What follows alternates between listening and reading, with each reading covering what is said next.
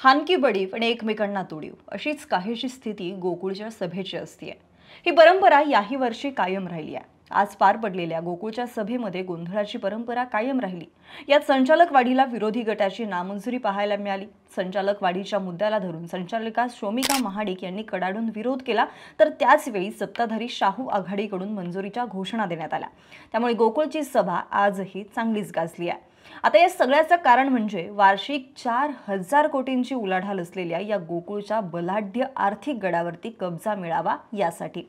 आधीच गेल्या काही दिवसांपासून महायुतीतील नेत्यांमध्येच हा गड काबीज करण्यासाठी स्पर्धा लागली आहे। त्यात आज गोकुळची 63वी वार्षिक सर्वसाधारण सभा गोकुळच्या महालक्ष्मी पशुखाद्य कारखाना या ठिकाणी पार पडली। विशेष म्हणजे संचालक मंडळ निवडणुकीच्या पूर्वी झालेली ही शेवटची वार्षिक सभा होती। त्यामुळे निवडणुकीमध्ये गोकुळवरच्या वर्चस्वासाठी इथे टोकाचा संघर्ष दिसून आला।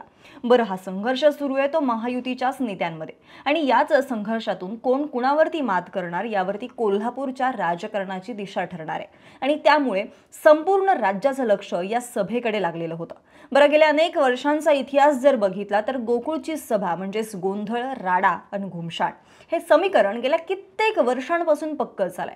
सभेला राडा नाही तर धमाल कसली असं जणू कोणी ठरवूनच ठेवलेलं आहे, आणि त्यामुळे यंदाही तसंच होणार की काय याची शक्यता असल्यामुळे पोलिसांचा मोठा बंदोबस्त लावण्यात आला होता। दरम्यान आज भर सभेमध्ये सत्ताधाऱ्यांकडून जोरदार घोषणाबाजी झाली।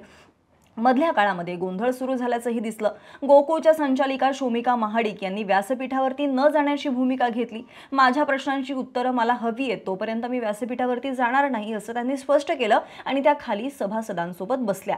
पुढे गोकुळचे अध्यक्ष मुश्रीफ यांनी त्यांना व्यासपीठावरती बसण्याची विनंती सुद्धा केलेली होती, मात्र त्या तरी सुद्धा मानल्या गेल्या नाहीत। मंडळी, गोकुळ दूध संघ हा एक महत्त्वाचा सहकारी संघ मानला जातो, कारण अनेक राजकीय आणि आर्थिक गणितं या संघाशी जोडली गेली आहेत। कोरोना काळामध्ये अनेक उद्योग बंद पडले तरी सुद्धा दूध व्यवसाय सुरू होता। हा व्यवसाय शाश्वत असल्याचं सुद्धा सभेत नमूद करण्यात आलंय। दरम्यान आधी सांगितल्याप्रमाणे या सभेमध्ये नेमकं काय काय झालं, गोकुळच्या सभेच्या वादाचा इतिहास नेमका कसा राहिलाय पाहूयात या व्हिडिओमधून। नमस्कार, मी मयुरी कराडे आणि तुम्हाला तर माहिती आहे आपला विषयच भारी आहे। आता बघा, महाडिक गटाच्या ताब्यात असलेला गोकुळचा गड सतेज पाटील, हसन मुश्रीफ, विनय कोरे आणि त्यांच्या सहकाऱ्यांनी काबीज केला। पण राज्यातील सत्तांतरानं गोकुळचं गणितच विस्कटलं। महाविकास आघाडीचे हसन मुश्रीफ महायुतीमध्ये गेले। गोकुळचे अध्यक्ष अरुण डोंगळे यांनी महाविकास आघाडीचा आदेश न मानता थेट शिंदे गटाच्या उमेदवारांचा प्रचार केला।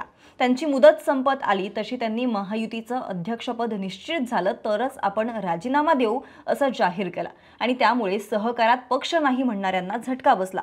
शेवटी परिस्थिती अशी आली की हसन मुश्रीफ यांना आपल्या मुलाला म्हणजेच नाविदला अध्यक्ष करावं लागलं। त्यात आगामी निवडणुकांसाठी नेत्यांची ईर्ष्या टोकाला गेलेली आहे। प्रत्येक गट आपली ताकद वाढवून पुढच्या जागा वाटपामध्ये आपला वाटा मोठा कसा मिळेल यासाठी धडपडतोय, आणि त्यामुळे गोकुळ ही ताकद दाखवण्याची रणभूमीच झालेली आहे असं म्हणावं लागेल। आणि आता यालाही काही कारण आहेत। गोकुळ भारताच्या सहकार क्षेत्रातील एक अग्रगण्य दूध संघ म्हणून गोकुळकडे पाहिलं जातं। देशाची आर्थिक राजधानी असलेल्या मुंबईची दुधाची गरज गोकुळ दूध संघ मोठ्या प्रमाणात पूर्ण करतो। शुद्ध प्रतीचं दूध आणि गुणवत्तापूर्ण उत्पादन ही गोकुळची वैशिष्ट्य आहे। गोकुळ दूध संघ प्रतिदिन 14 लाख लिटर अधिक दुधाची विक्री करतो। याशिवाय गोकुळचं तूप, श्रीखंड, दही, केशर, टेबल बटर, कुकिंग बटर, दही, लस्सी, पनीर, ताक, बासुंदी, कोल्हापुरी पेढा, सुगंधी दूध, टेट्रापॅक दूध, मसाले, ताक यासह अनेक उत्पादन आहेत। गोकुळकडून नियमितपणे दर 10 दिवसाला दूध उत्पादन शेतकऱ्यांना बिलं दिली जातात। याशिवाय पशुखाद्य वितरण, दिवाळीला लाभांश असा परतावा देखील गोकुळकडून दिला जातो। गोकुळ दूध संघाने या वैशिष्ट्यांच्या बळावरती राज्य आणि राष्ट्रीय पातळीवरती मानाचं स्थान मिळवत अनेक नामांकित पुरस्कार पटकावलेले आहेत। अशा या महत्त्वाच्या सहकारी दूध उत्पादक संस्थेचं संचालक पद कोणाला नको असेल? एक वेळ मला आमदारकीचं तिकीट नको पण गोकुळचं संचालक पद पाहिजे अशी कोल्हापूर जिल्ह्यातल्या पुढारीकाऱ्यांची मागणी असते। असं म्हटलं जातं की ज्याच्या हाती गोकुळची सत्ता तो जिल्ह्यातील स्थानिक ग्रामपंचायती, पंचायत समिती, जिल्हा परिषद ते आमदारकीच्या राजकारणाचं गणितही सोडवू शकतो। पण आमदारकी राखायची असेल किंवा राजकारणामध्ये दबदबा निर्माण करायचा असेल तर गोकुळची सत्ता हातात पाहिजे असं कोल्हापूर जिल्ह्यातील नेत्यांना वाटतं, आणि म्हणूनच हा सगळा खटाटोप। बरं, गोकुळच्या सभांचा इतिहास तर भन्नाटच आहे. 2018ला पहिल्यांदा खुर्च्या उडाल्या, चपला फेकल्या, गाड्या फोडल्या. सभेच्या नावाखाली गदारोळ काय असतो याचा पहिला अनुभव मिळाला. 30 सप्टेंबर 2018ला महाडिक, अरुण नरके, PN पाटील यांच्या कारभारावरून मोठा राडा झाला. 2019ला तर एवढा अनुभव होता की खुर्च्याच बांधून ठेवल्या, पण घोषणाबाजीमुळे सगळी सभा दणाणली. 2020 आणि 2021ला कोरोनामुळे सभा ऑनलाईन झाली, तेवढाच काय तो एक शांतीचा श्वास. पण 29 ऑगस्ट 2022ला पुन्हा धमाल झाली. गोकुळमध्ये सत्तांतर झाल्यानंतर ही पहिलीच सभा होती. महाडिक गटातून केवळ 4 संचालक आले आणि सतेज पाटील आणि हसन मुश्रीफ यांचे 17 संचालक विजयी झाले. महाडिक गटातून आलेल्या शौमिका महाडिक यांनी तर अक्षरशः सभा थरारून सोडली. जागा बदलली म्हणूनही मोठा गोंधळ झाला. 15 सप्टेंबर 2023ला सभा कागल MIDCच्या पशुखाद्य कारखान्यात झाली.